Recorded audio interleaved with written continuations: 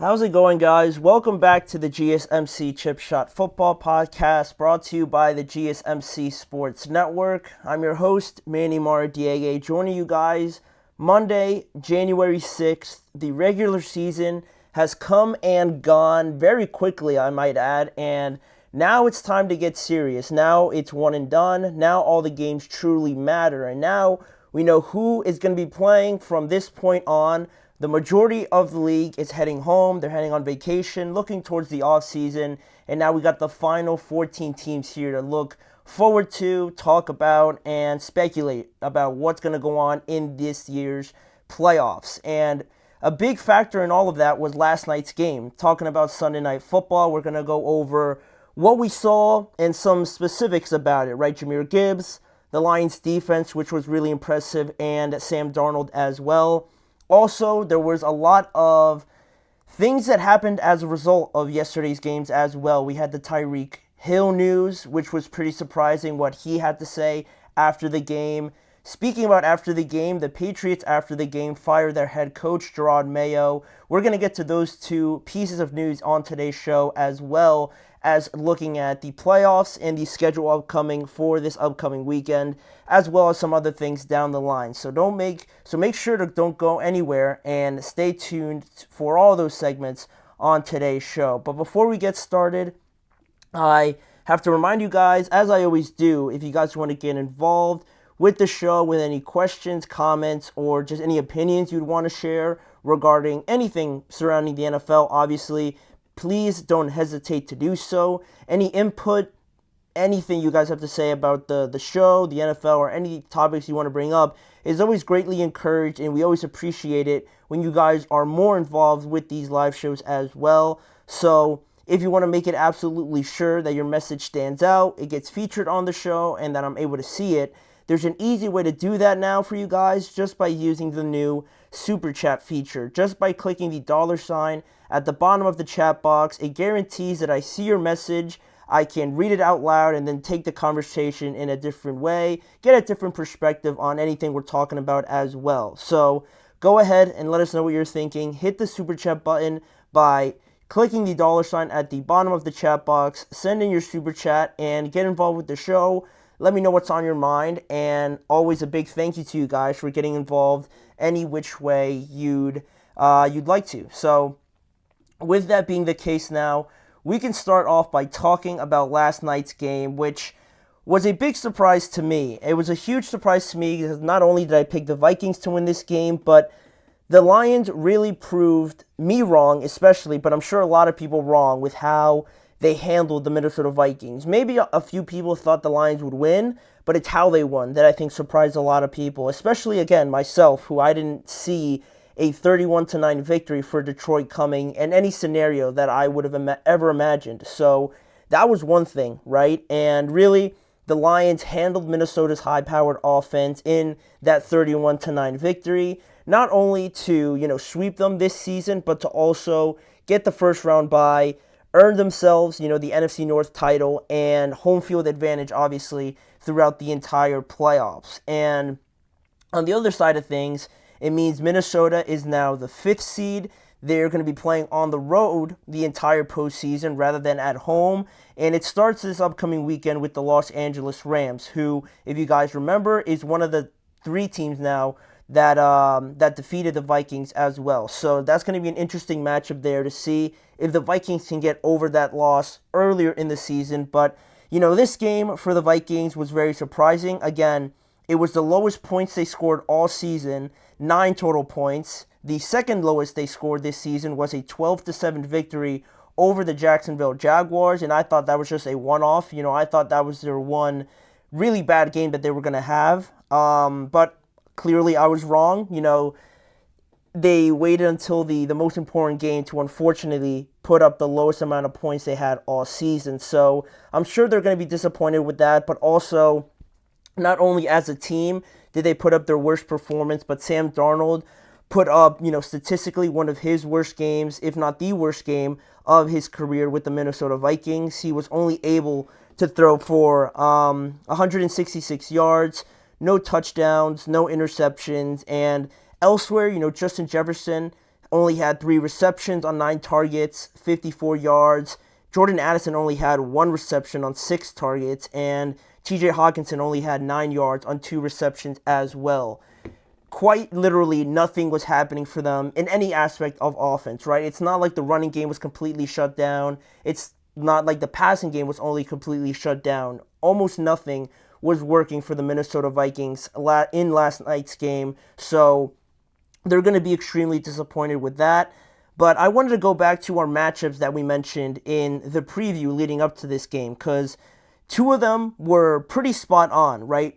Minnesota's weapons, Justin Jefferson, Jordan Addison, TJ Hawkinson, all those guys going up against a Detroit secondary that just really were handed the business from the San Francisco 49ers, right? The 49ers had no problem going up and down that field with Ricky Pearsall and George Kittle, basically. And I thought that Minnesota would have their way with them again. I thought they'd have more weapons. Their offense is very intricate and very efficient. I thought that they were going to have at least the same level of success, but clearly, I'm going to get to it. Detroit did a lot of good things, not only in the secondary, but overall as a defense. And the second matchup we looked at was Jahmyr Gibbs going up against Blake Cashman. You know, that running back to linebacker matchup. Blake Cashman didn't play in the first game. How would they match up now, and how would his presence affect Jahmyr Gibbs and his performance? Well, it really didn't affect it at all. If anything, you know, Jahmyr Gibbs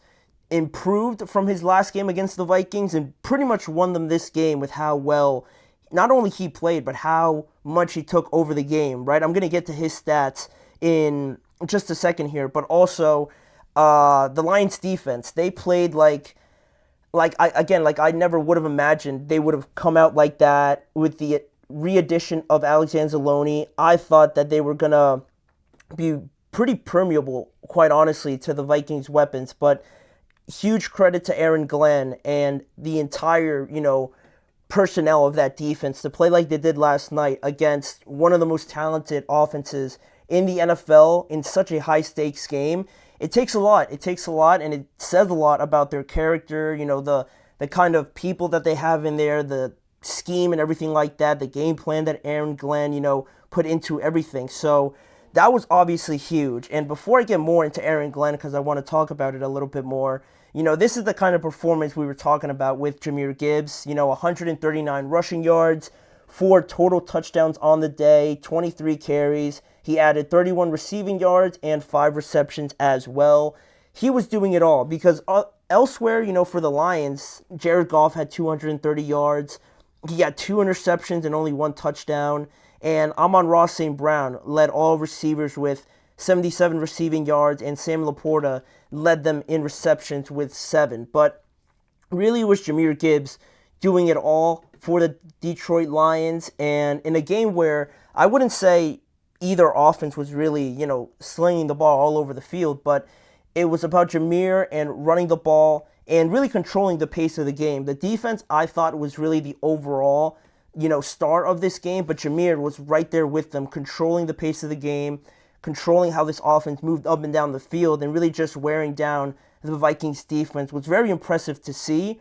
But going back to the defense, because I think for some part of it, you can kind of expect a pretty complete performance from Jahmyr Gibbs. He had a pretty decent game against them last time, but the secondary and the defense by Aaron Glenn was something I wasn't expecting at all. It was nothing I even planned on talking about, quite honestly, because I thought, the Vikings were going to win. But huge credit to Aaron Glenn. And for anybody that wasn't sure about him being a head coach, or they weren't, certain if he was going to ever, be a legitimate candidate with the Ben Johnsons, with the Mike McCarthys, with the Mike Vrabels of the world, he put out a fantastic tape that really doesn't need anything else said about him, who he is as a coach. All you got to do is look at the game last night and see how he blitzed Minnesota 13 times. He obviously saw how Sam Darnold sometimes has a tendency to hold the ball a little bit too long, so they decided to speed him up, get him off his rhythm, and it led to a lot of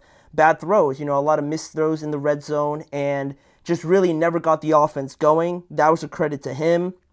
The coverage that he had on guys like Justin Jefferson, Jordan Addison and TJ Hawkinson. If you guys looked, a lot of the times, he didn't do it every time, but with Justin Jefferson and Jordan, played very similar but different coverages on each of them. With Justin Jefferson, there was a guy pressing him at the line, and just in case he got beat one-on-one, they had safety help over the top.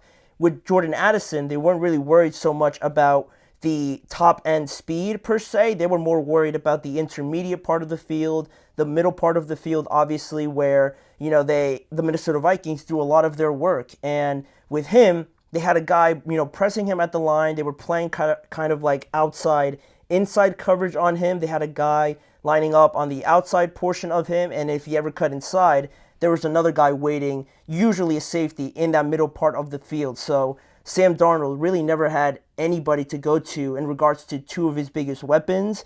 And Brian Branch and Alex Anzalone, really, for the most part, did a good job just one-on-one with TJ Hawkinson. So I think implementing that strategy was genius by Aaron Glenn. And in the red zone, they held the Vikings to 0 of 4, touchdown to, failed attempts in the red zone.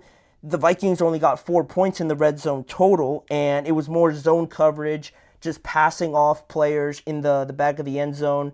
And it was very well run. The game plan by Aaron Glenn was fantastic, and credit to Alex Anzalone, coming back. He had a fantastic game as well. So the Lions did everything perfect pretty much on the day, and that won them the division, that won them the number 1 seed. But, for the Vikings, it sounds like, like the end of the world, right? Because you had all to play for, but you're still in the playoffs. I'm not jumping off the ship, obviously. I still think they're a very good team, but Sam Darnold, people will bring up the old narrative about him not having so much or really any postseason experience and how this was going to be a problem that now kind of resurfaces itself, how he's never been in these situations and how it could hurt the Minnesota Vikings. When they have a good team like this, they just need a good quarterback, but he's never really been in these situations. So it brings up that topic once again, like, is Sam Darnold really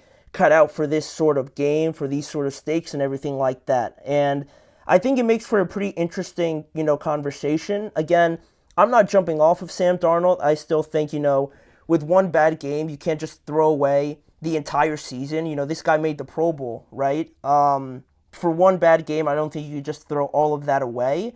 But it's also interesting, when you talk about the contract extension for him, and a lot of people think he's going to stay in Minnesota. A lot of people think he's earned that big contract. And I'm not saying he doesn't. I'm not saying, putting up 9 points completely strips you of earning a big contract. I think that's the majority of the season, not just one game. But I think this next game in the wild card against the Rams in Los Angeles is going to be a huge, swinging point in that, right? If he goes out there and plays fantastic, everyone's going to kind of forget about this game. But if he drops a dud, and it also depends how they lose, right? If they, only score like 14 points and lose to Rams again, that'll be pretty concerning. But if it's a high-scoring game and then they lose in the end, it's not going to look as bad, but I think that's one thing that people will really hold on to in regards to Sam Darnold and talking about that contract and staying in Minnesota overall. But, that's really where we're going now with the Vikings and the Detroit Lions, both still